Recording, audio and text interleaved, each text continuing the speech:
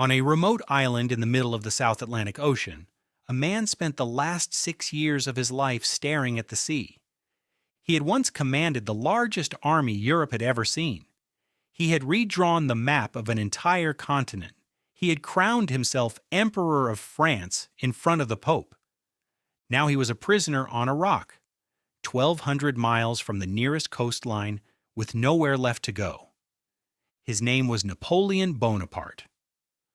Born in 1769 on the island of Corsica, just 1 year after France had taken control of the island from Genoa.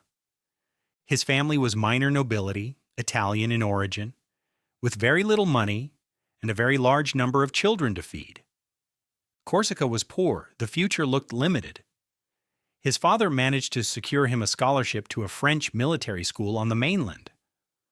Napoleon arrived in France at age 9, speaking French with a heavy Corsican accent. The other boys mocked him for it. He was an outsider from his first day. He threw himself into his studies not out of joy, but out of necessity. In a school full of French aristocrats, he had to be better than all of them just to belong. He graduated 42nd out of 58 students. Not a star. Not a failure. Just a young man from a small island with not much to show for it yet. Then France exploded. The Revolution of 1789 tore apart the old order.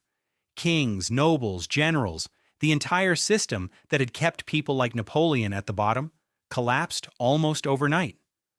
Suddenly, advancement depended not on birth but on ability. For a young man with enormous ambition and limited connections, this was the best possible moment in history to be alive. In 1793, Napoleon was given command of the artillery at the siege of Toulon, a port city that had fallen into Royalist and British hands.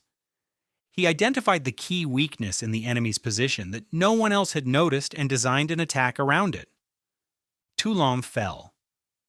Napoleon was 24 years old. He was promoted to brigadier general on the spot.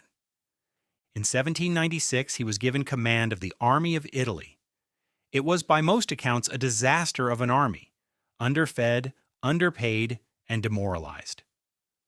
Napoleon transformed it through sheer force of personality and relentless tactical brilliance. He won battle after battle against Austrian forces that outnumbered him repeatedly. When he returned to Paris in 1797, he was a national hero. His ambitions didn't stop at Europe.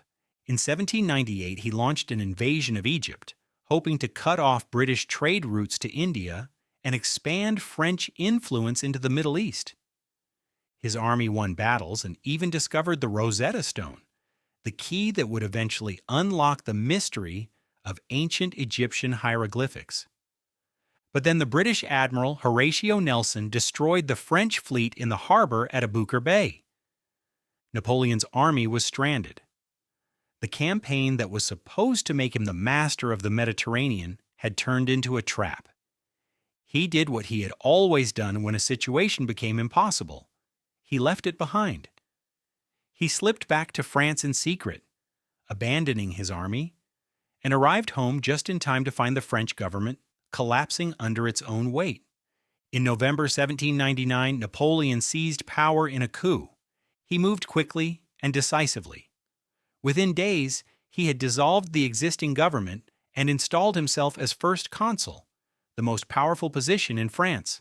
He was 30 years old. 5 years later, he went further. In December 1804, Napoleon crowned himself Emperor of France in Notre Dame Cathedral. He did not let the Pope place the crown on his head. He took it from the Pope's hands and placed it on his own head himself. The message was impossible to miss. His authority came from himself, from his victories, from his will, not from God, not from tradition, not from anyone else. What followed was a decade of almost uninterrupted military dominance. His Grande Armée swept across Europe. Austria, Prussia, Russia, the great powers fell one after another or were forced into uneasy alliances. By 1807, Napoleon directly or indirectly controlled most of the European continent. He had redrawn borders, toppled dynasties, and installed his own brothers as kings of foreign countries. His greatest battlefield victory came at Austerlitz in 1805 against the combined armies of Austria and Russia. Historians still study that battle as one of the most perfectly executed military maneuvers in history. He deliberately weakened his own right flank to bait the enemy into attacking it, then struck the center of their overextended line when they committed. The battle lasted less than a day. The Allied armies were shattered. At his peak, Napoleon controlled an empire stretching from Spain to the borders of Russia. He had reformed France's legal system with the Napoleonic Code, still the foundation of legal systems in dozens of countries today. He had built roads, reformed education, stabilized the economy, and restructured the entire administration of the state. But empires built on constant expansion require constant expansion to survive. In 1812, he made the decision that would end everything. He invaded Russia with the largest army ever assembled in European history. Over 600,000 soldiers crossed the border.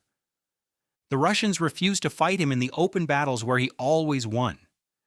Instead, they retreated deeper and deeper into their own territory, burning everything behind them so the French army couldn't live off the land. Napoleon marched all the way to Moscow, expecting the Russians to surrender once he took their capital. He arrived to find the city abandoned and on fire. The Russians had burned it themselves rather than let him use it. He waited for weeks for a peace offer that never came. Then winter arrived. The retreat from Moscow was one of the greatest military disasters in history. The temperature dropped to -30 degrees. Men froze to death in their sleep. Horses collapsed and were eaten. Of the roughly 600,000 soldiers who had entered Russia, fewer than 100,000 returned in any fighting condition. The myth of Napoleon's invincibility was shattered. His enemies, who had spent years being defeated one by one, now united and came at him from every direction simultaneously. In 1813, a coalition of Russia, Prussia, Austria, and Britain defeated Napoleon at Leipzig in a battle so large it was called the Battle of Nations. The following year, they marched into Paris. Napoleon abdicated in April 1814.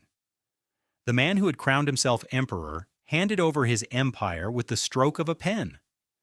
He was exiled to Elba, a small Mediterranean island. Given the scale of what he had done, the punishment was remarkably mild.